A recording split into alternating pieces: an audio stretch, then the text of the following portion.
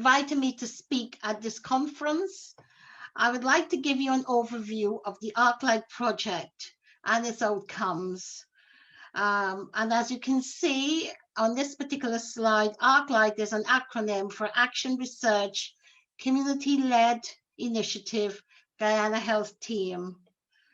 And this study embodies three key components: action research, community-led, and it's Guyanese-based. But what's interesting, I was just listening to our previous speaker, and he was talking about resilience. And one thing we need to consider with COVID, the pandemic still around us, is about being resilient and actually coping with the situation that we all find ourselves in. You're probably aware that England has got a very high incidence of it, and we've had lots of deaths and so forth. So it's around us, it's worldwide. So my focus is on resiliency. How can we be resilient? And that is what the project was about.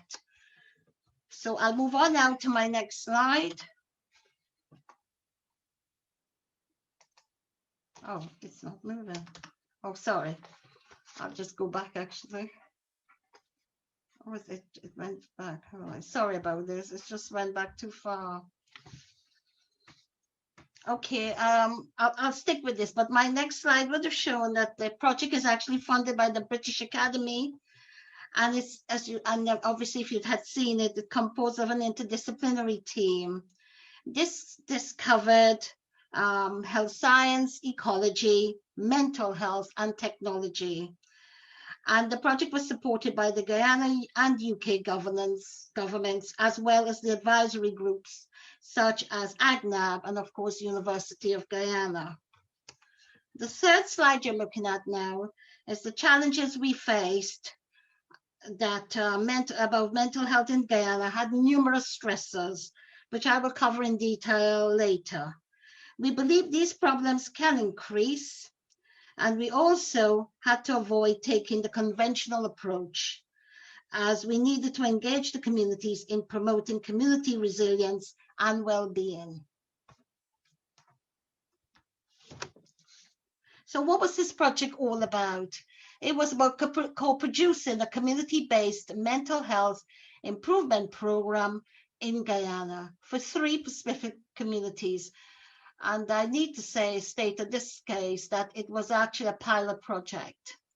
So what makes our ArcLight project unique in its focus? Well, the first thing is, as I previously mentioned, it's an interdisciplinary collaborative focus, engaging Guyanese members, community services, health and social care practitioners, enterprise, civic community, academia, and policymakers. And the other aspect to it that made it unique was that it was incorporating a unique emphasis on digital technology, which plays a key part in data collection and community engagement. So what was our research aim? Our research aim was to identify, record, and share successful local Guyanese practices for building community mental health resilience. We wanted to look at something positive that was happening in Guyana, because we were very aware of all the issues taking place. And we wanted to look at communities and get them to identify how the resilience were there, and what were some of the challenges and issues that they had as well to face in the country. And the other thing that we wanted to look at was basically the aim was about collaborative research. And as you probably heard from my biography, I'm a participatory action researcher, and I believe very much of your participants being co-researchers, co-participants with the research in the research study. So we wanted as a team to co-produce a model of mental health support, whereby community resilience can be more broadly promoted, but also including our participants in that support. So what do we mean by community resilience? Community resilience is about bouncing back from hardships, from difficulties, and sometimes from situations which is way beyond your control. But of course, when you ask Guyanese what they meant by resilience, this was a word new to many of the communities, and they came back with other terms like struggles and so forth, which I'll go into in more detail. The second thing about community resilience, it's about a person's resilience cannot be promoted without consideration of the complex ecological system they live in. And again, these are issues that will come out as I proceed with this paper. So what lens did we use to explore community resilience? We use a model that might be well known, an ecological framework by someone called Bronfenbrenner, 1979's work. And what Bronfenbrenner has done, he has what is called the ecological system. And there are a series of stages that you go through within the system. And what you basically do is analyze the complexity of community resilience, understand the complexity of community influence, and identify where change is needed. So if you like, we use Bronfenbrenner's system as a lens to look at how Guyanese in these three communities were coping with the situation they faced and how resilient were they. So just a little more about Bronfenbrenner's framework. As I said, again, I mean, he's known, he's an American psychologist, and he formulated a system. But it's important to mention here that actually he used, it was based on children, the qualities of children and their environments and how they interacted with that environment to influence their growth and development. The other important angle to the theory is that it emphasizes the importance of studying people in multiple environments, also known as ecological systems, in the attempt to understand their thinking and behavior and how they perceive the world around them.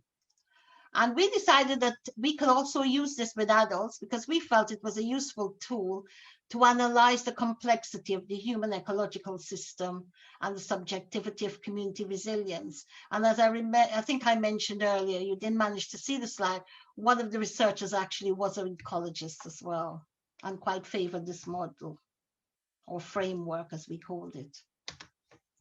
So what do we mean by participatory research? But as I said to you, I'm a participatory action researcher, and a lot of my thinking and ideas came from someone called Tina Cock, who was Australian, and she had written expansively on this topic, and she was also my supervisor for my PhD. And Hilary Bradbury, who I'm still working with, she is in America, and Hilary too has written an amount of work. She is one of the novel persons who know about action research, particularly PAR. PAR has two distinct features. It aims to generate knowledge and understanding about what will bring about change, and it places an emphasis on a quality improvement cycle, and that's what the diagram is showing you. You start about observing, you reflect, you plan, and you act. And the cycle, can you go around that cycle more than once? Of course, the other angle to PAR is that I think I just mentioned to you, your participant.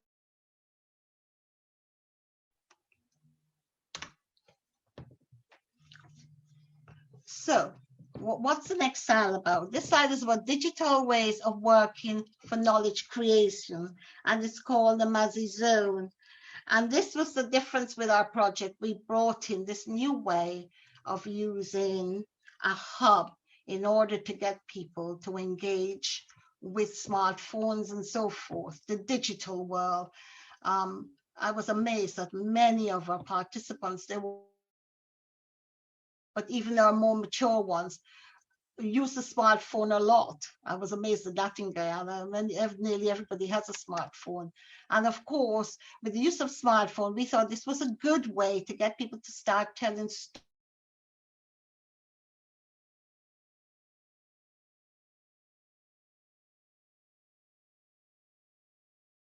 System, there is a system here in England that uses it, but also there is one in Europe. Europe is where I think is the founding fathers of using the Mazi Zone.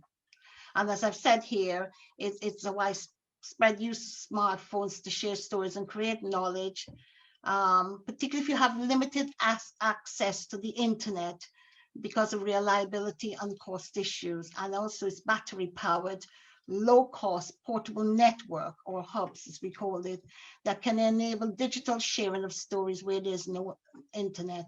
And the word mazi means in Greek means together. And you'll see some examples here of this small little Raspberry Pi that you use, that is attached to the mazi.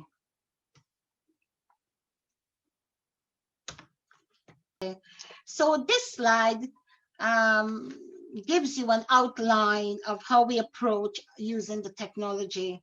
And if you'd like more detail on this, and the Mazi Zone is covered in the handbook, which I'll refer to a little later. So research methods. So what methods did we use? Questionnaires, because we wanted to assess resilience in these 3 communities or sample groups, as we call them. And actually, from that was really to give us an idea about their understanding of resilience, what it meant, and also about their ability to actually use and access the Mazi Zone, which I was just discussing. The next method was a PAR group activity sessions, of which there were 10 of them, plus an evaluative session at the end. And again, these sessions were actually using what's called a strength-based approach.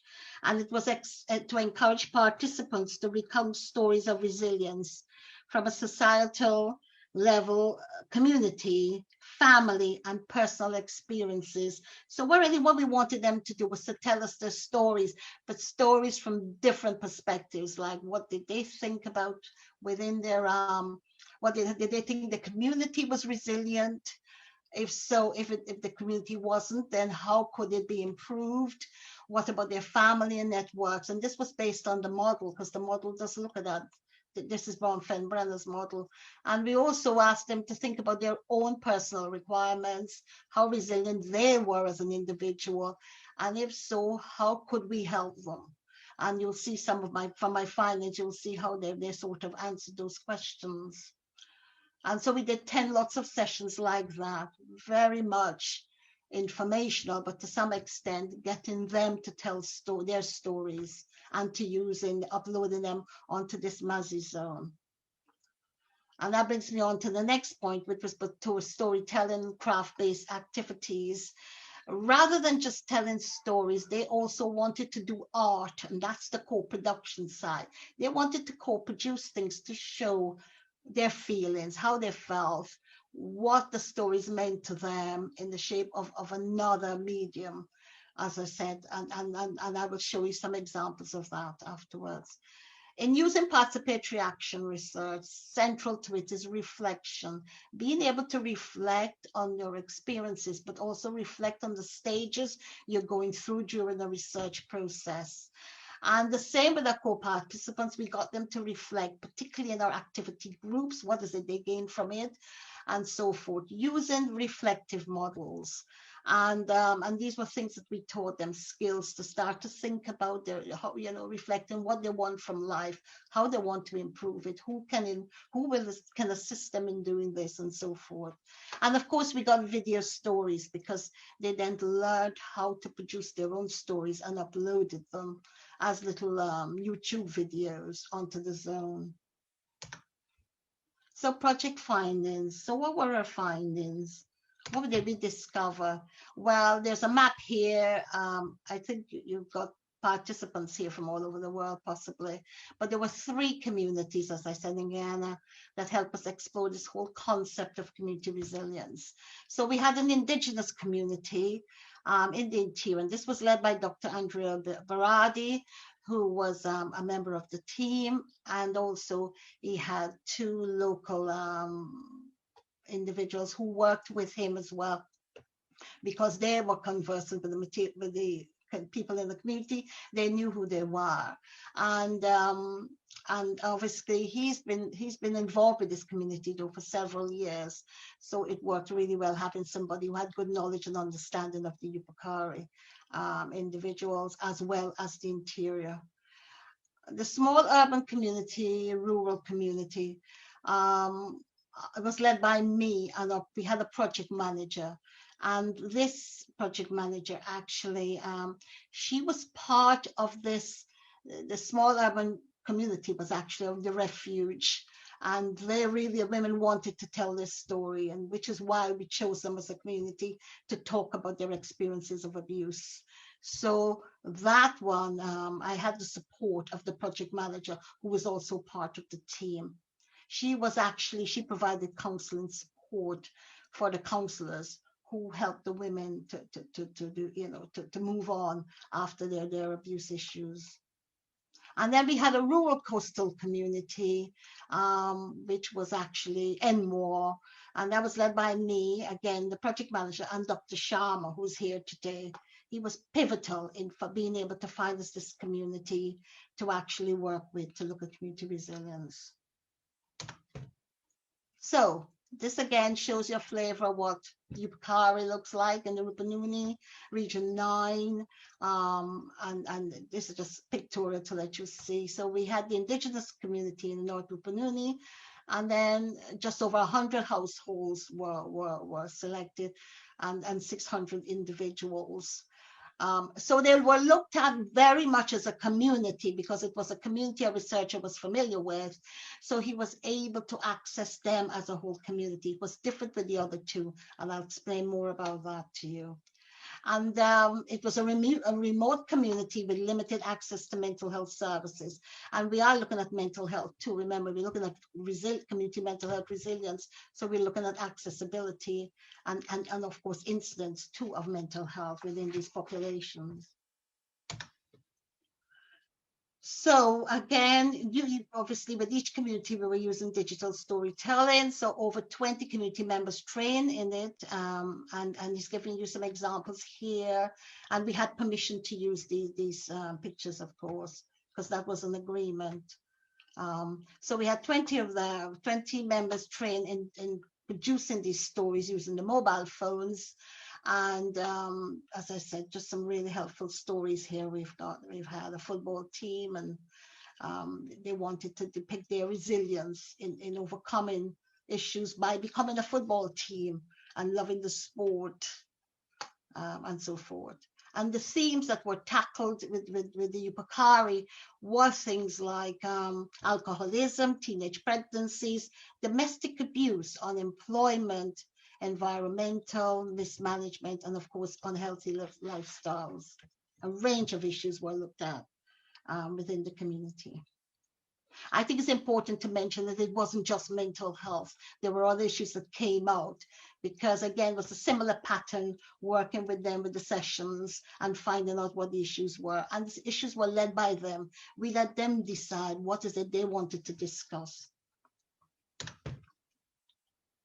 So we're sharing the stories. There you are. You could see someone there sharing their story. The Mazido zone, as I said, was used to upload and share the story. It was called the Yupikari Web. Blog posts were written to promote stories and encourage greater community engagement. And of course, they had film festivals, was their way of promoting it, because that was a much wider community in order to carry out this work. So what was the impact on all this work that Dr. Baradi did with this community? Well, of course, they learned to use ICT, which is information communication technology, and use it significantly enhanced. And the storytellers and Yupikari web managers felt very empowered to undertake this work, because they ensured the other members could use it proficiently and obviously upload it onto the zone. And the other thing was anecdotal evidence of more proactive community action to tackle mental health challenges when needed. And this is something that we had in all the communities. Mental health, they wanted tackled more. It was a real issue, but they were showing again how resilient they felt they were in dealing with issues as they came along. So for the Refuge case study, we call the 3 communities case studies. So in the Refuge case studies, the women gained a voice. That is the thing. In the groups we had, the sessions, one of the things the women said in this group was that they didn't feel they had a voice to talk about the horrendous abuse some of them had experienced. And they found that within these sessions. And also they wanted, as I said, to use other ways to depict how they felt. So you could see some positive examples here. This is a family kit they made that they thought they're going to put down a list of things that they'd like to go in that to maintain their resilience and to keep them going. And then you'll see there's 3 examples here. And this box here was positive thoughts, because one of the things we got them thinking about is things like, well, what positive views and ideas you have or thoughts you have, the things you'd like to pass on to your children. I think what I haven't said to you, these women were quite young. I would imagine this was a sample group because we couldn't see everybody in the refuge. So together with the stakeholders, we decided that we would choose 12. There were 12. And of the 12, we had 7 that were staying in the refuge, but also we had 6 who had left and had made a success of their life outside, and they wanted to come back, which was very good because it gave us a comparative view of what it was like when you were there and what could happen when you go out. When you left the refuge. So we were seeing their examples, and they were making the boxes to show the others of the strength and power you need to have. And if they didn't realize they had that some of these characteristics they had and behaviors, they were particularly strong and very focused and really wanted to make a change for themselves and their children and for their lives, without the abusive partner. And this is where the refuge management then had counselors that supported them. And if you remember, I talked about the project manager. She supported the counselors in carrying out this work. And the important thing is to mention that there were significant changes to the women's lives as they leave the refuge, because one of them became an entrepreneur and developed a business in a clothing business. Another one went on to become a nurse. She wanted to do a training to become a nurse, a qualified nurse. And others took up various occupations, and it was lovely to see how empowered they felt. They said it gave them a push and a drive, these sessions that we had. So the impact, as I just mentioned to you, was entrepreneurship to provide for themselves and their children, development of a special support room. The crisis center is based in Georgetown, and that manages this refuge. And one of the very good outcomes was that the management of the crisis center said, because we took this positive dimension on resilience and got people to look positively at their lives, they wanted to develop a special room so the women can come and share their experiences with each other once they left, and others who were new to, in a crisis. And one of the things the center was going to do was to actually have women as champions going to other regions in Guyana, throughout Guyana, to talk about these experiences of this project and what they gained from it and how they can help others. And of course, 3 of the women had asked me to help them to set up a Women of Resilience Facebook page, which we've got going at the moment. The Enmore case study, that was different. Again, this was a different community because Enmore is it's obviously a town, a coastal town. It's primarily an Indian town, but more ethnic groups are being introduced to Enmore. But when we first started out, we wanted to look at 3 different communities and then make comparisons and see what we can learn from each other. So in having this particular Enmore community, it gave me a different perspective as well as the other team members on what was happening in this community, because we weren't aware that there'd been a closure of a clean factory, and that really showed us how that impacted on their health and mental health. And while they had a really exemplary example of a polyclinic that provided accessible service, for physical care within the Enmore community.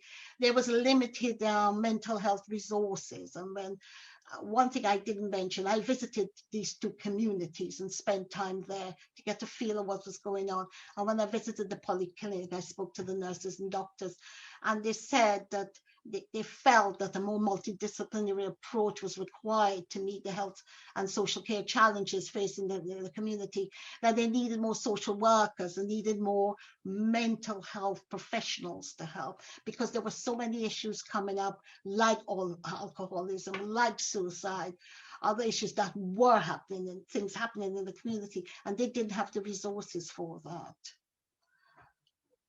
So coming back though to this case study, the resources that they produced was very similar to some extent as to what happened with the Yupakari community. They learned how to produce the videos and they uploaded them onto the Bazi zone to reflect how resilient they were. And they were so surprised to see the amount of hardships and challenges they had overcome.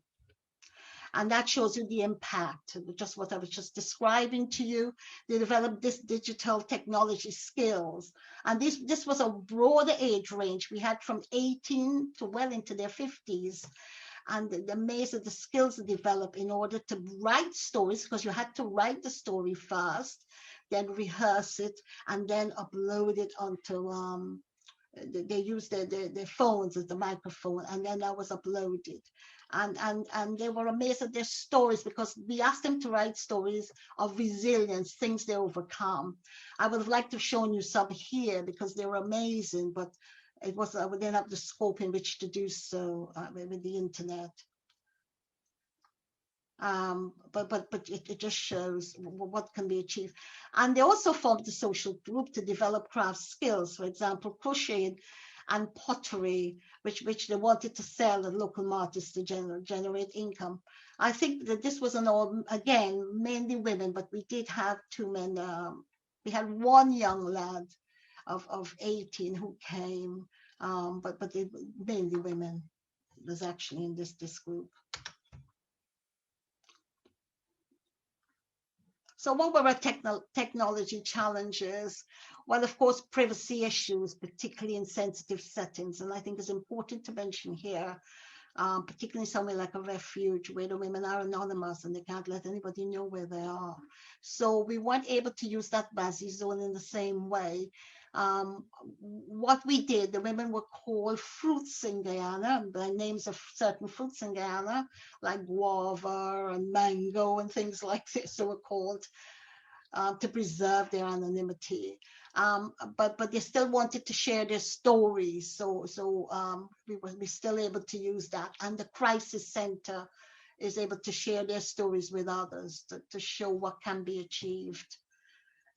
We needed technical expertise, so we had local champions. So I had it with that took place in the crisis center that manages the refuge, as I said previously. And with the Enmore, we made them. There were three members that were made the champions that ensured that they did the technological side of the study.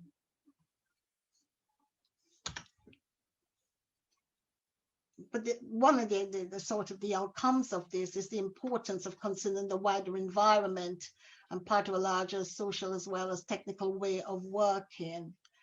And taking time to introduce and build capacity, we did use a framework called a 5-step framework, which was really a way of us telling them how to produce the story. And we obviously offers additional capabilities for story recording and sharing, and focusing for prompting the community for self-reflection, because we felt this was important in developing community-owned solutions. So you would even notice from my own company, each community did things differently, and we had to bear that in mind. So what were the common findings from this study? So for us, one of the things that they said, which all three communities had, and they said was a core aspect to consider, is about strengthening community, the impact of faith, faith was so important to all three communities, regardless of whether they were Hindu or Muslim or other religion. Their faith and talking to God and so forth, that helped them. That helped resilience, helped them to be resilient. And the other thing, the recognition of the importance of education, because for both groups that I was involved in, and I think the same applies to the Upakari, many of them hadn't been educated at the level they expected. And they said that was something they were going to do for their children, because education was so important. Promoting connection and support was the second theme, if you like, that came out from these findings. And can I say, these were the findings suggested from the groups. They said they felt these were the themes from the discussions we had had based on those sessions I mentioned. Promoting connection and support. Family and friends play a very important role in Guyana. Many of them turn to family and friends, and that said, that helped them to have a resilient community because there were people they can still turn to and help them in time of need. But one thing they would like signposting to other services when needed, and this is where mental health came in, because even though many of them didn't always recognize that they had a mental illness, they knew of the conditions like depression, anxiety, schizophrenia. They knew of the type of conditions people can have, but they themselves said they didn't always recognize what these symptoms were. So education, I think, of mental health per se is really needed in Ghana. And hope. In actual fact, the Refuge community decided to call themselves Flavors of Hope. And they had great plans, which I will tell you about, as I said, towards the end of this presentation, but promoting hope for all three communities. And that was very much about emphasizing the importance of self-discovery, self-belief, and overcoming disability. And they said they were amazed at what they had achieved. They needed just a facilitator, because that's the thing with PAR, Participatory Action Research. You're facilitating these processes with your participants, and they were amazed at what they could achieve. And, you know, it's about you instilling that self-belief in them. And I think that's what was important with this whole study. And enabling empowerment and change. I mean, one of the tenets of PAR is about change, but you can't instill change in people unless they want to change. And that was what was important, because people changed. People wanted to do things. They wanted to learn crafts, to go and sell things, to make some money for the family, particularly wives and so forth. They were, or, you know, partners. They wanted to do things like that. So reflecting on the project's objectives, I've summarized here a few. Using PAR methods, co-decided and implemented a successful, I think, for us, community resilience program, because we've got a lot of data, videos, toolkits, drawings, stories. I couldn't share all of these with you today, but you know, we have a lot of data that was collected from our participants. Co-production of materials, which is what it was about. They've co-produced all these things, and PAR practices can be embedded, I think, using a bottom-up approach to change current practice. Positive well-being emerged based on the mental health continuum model. We got them to look at mental health along a continuum. So you got positive mental health, and then you've got mental illness at the other end of that continuum. But it's interesting because the majority of them put themselves either midway or much further up. They felt they were mentally well, they called it. And that was interesting because even for the women in the refuge, they still felt that they didn't see themselves as being mentally ill, but they thought that just that the abuse was impacting on them as individuals. But they didn't see it in terms of mental health, which is really interesting. The portable mazis were remaining with the respective communities to share the experiences and to be used as a teaching tool. So we left that with the communities. We were going to produce a draft post-registration PG cert with the Guyanese primary care mental health curriculum to be with the stakeholders in the University of Guyana, but due to COVID, we couldn't do this because we couldn't return to Guyana to do the final visit but I have discussed this with the university. And we did, but what we did produce was a community mental health handbook for practitioners, which I have shared with um, the university and the staff, the nursing staff there. So evaluation, of course, we needed to evaluate our project on what we had achieved. So we had a particular researcher who was focused on evaluation, and he called it upstream evaluation and the 6 Ps. And the 6 Ps basically, when you engage in a research project, if you look at politics, that is for you to consider the social and political context in which you're conducting the research. The processes tend to be the approach you adopted, which for us was the participatory action research approach, and the various methods I've already discussed with you. The participation bit, well, there's who was participation with the study, which would have been our 3 groups, but also stakeholders and others that were involved in this study. And the other one, performance, of course, your outcomes and your measurements against your objectives, aims and objectives of your study. And the other thing that our evaluator did do that, and can I say that Dr. Sharma actually was one of the evaluators as well for this study. Analysis of the expert witness reflection. So we kept reflective diaries ourselves as researchers, and of course the stories about mental health resilience from some of our participants, sorry. So all those we looked at as well to give us an idea of how well the project had achieved what it set out to do. And some of the work is based in POSO until 2014. So the differences between the 3 communities, of course, Enmore had a history of economic difficulties linked to difficulties with the sugar production. The Refuge consisted of persons who had experienced social difficulties, mostly abusive relationships, and the Yupikari community experienced environmental, social, and health related, but actually mental health related problems too. Benefits.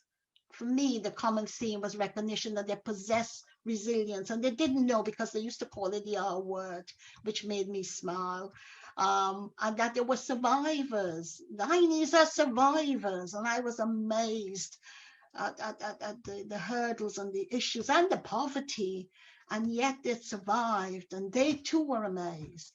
The whole thing of this approach we adopted as a team was that power from togetherness. The Mazino zone brought togetherness, our groups brought togetherness, and also researchers brought togetherness. And we were together too as a team. And the willingness, there was such a willingness to share their experience in the communities because they invited others to share their stories, to hear their stories about what was happening and to show on the Mazi zone. And others could experience what they experienced and be able to overcome the difficulties. One of the things we wanted to do, this was a pilot, and we wanted to do a much bigger study. And I had discussed this with the British Academy, but due to COVID, I wasn't able to apply for the funding due to my other roles I had and responsibilities. And I couldn't have got to Ghana anyway. So recommendations on sustainability. Well, the participants all decide that all the members and communities would participate and experience emotional benefit. They saw other communities should be encouraged to do this because of what they gain from it. Crime, delinquency, and suicidal behaviors would decrease throughout access to the project. There was a lot of crime and delinquent behavior, particularly in Enmore, that was remarked on, and the issues with that, particularly young people not having enough to do. The project would be sustained by participants' interest and support by community leaders and the government. I felt that's important. And we were supported by the government then and the leaders. We did have a different government in power, but they supported this project. And further communication with leadership in the community and government recommended for implementation of a resilience project in Guyana. So COVID, but COVID has to come into it. And COVID really affected us as a team. It affected our plans to return to Guyana to hold this big final dissemination event that was going to be held at the High Commissioner's residence. We're going to invite all these people, and it couldn't happen. We couldn't go.